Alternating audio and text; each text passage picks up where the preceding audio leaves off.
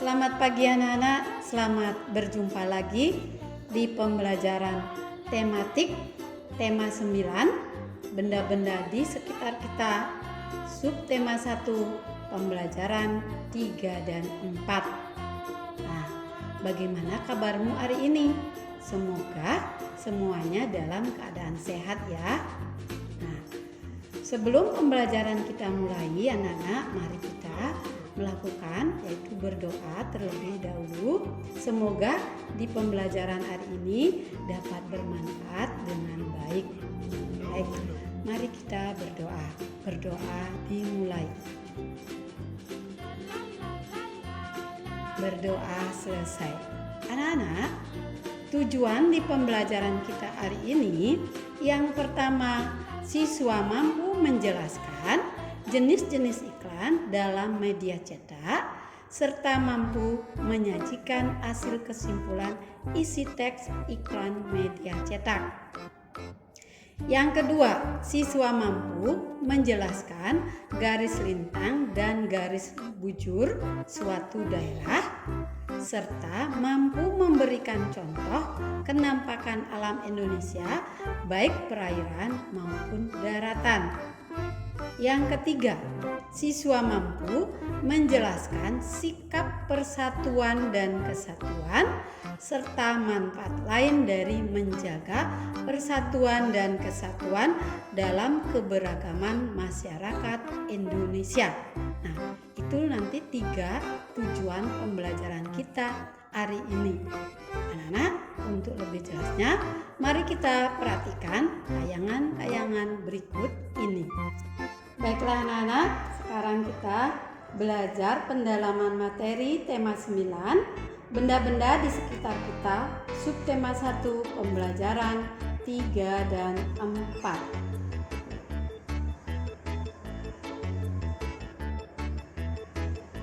Nah, pertama kita belajar cara menjelaskan jenis-jenis iklan dalam media cetak. Iklan berdasarkan fungsinya, iklan dapat dibedakan itu menjadi 5.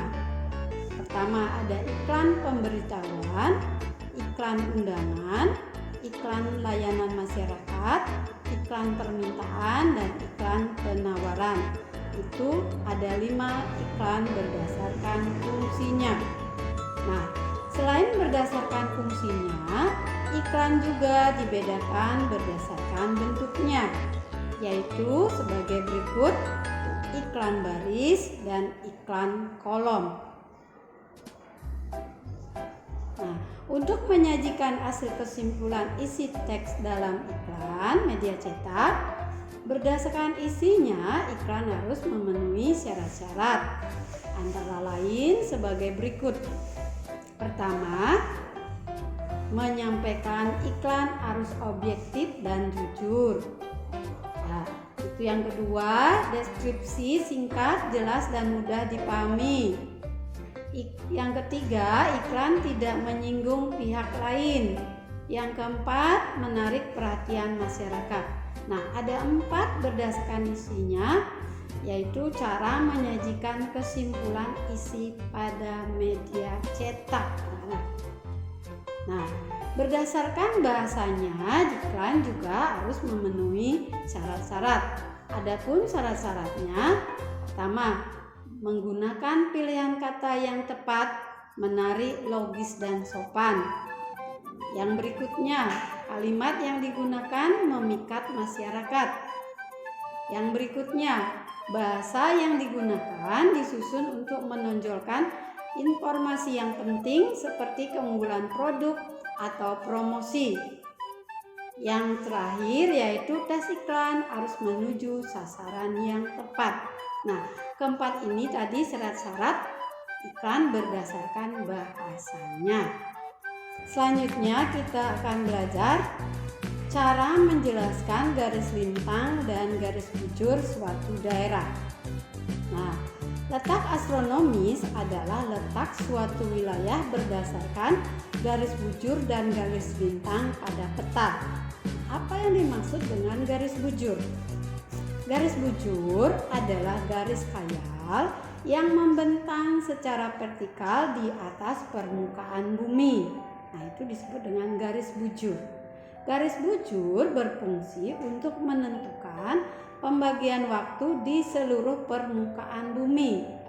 Setiap jarak 15 derajat ke arah bujur timur atau barat akan menunjukkan selisih waktu sebanyak 1 jam, atau 1 jam itu adalah 60 menit.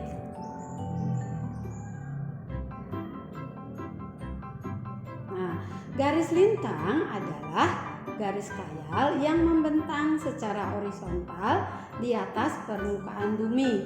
Garis lintang berfungsi untuk menentukan perbedaan zona iklim di bumi seperti tropis, subtropis, sedang, dan kutub atau dingin.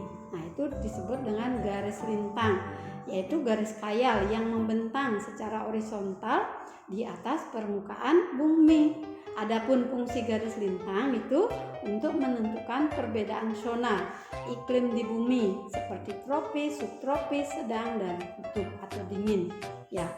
Selanjutnya, letak astronomis Indonesia pada garis yaitu 6 lintang utara sampai 11 lintang selatan dan 90 derajat bujur timur sampai 141 bujur timur. Nah, secara astronomis letak Indonesia itu terletak pada garis lintang, ya, berulang 6 lintang utara sampai 11 derajat lintang selatan dan 95 derajat bujur timur sampai 141 bujur timur. Nah, di samping itu Indonesia juga merupakan salah satu negara yang dilalui oleh garis khatulistiwa. Apa itu garis khatulistiwa? Garis khatulistiwa atau disebut dengan ekuator adalah garis khayal yang membagi bumi menjadi dua belahan, yaitu bumi bagian utara dan selatan. Nah, baiklah anak-anak, kita akan belajar tentang kenampakan alam yang ada di Indonesia. Berdasarkan contohnya, kenampakan alam itu ada di wilayah perairan. Ada 3 ya anak, contohnya ada di laut, ada di sungai, dan ada di danau. Nah, ini di laut contohnya anak, perhatikan baik-baik.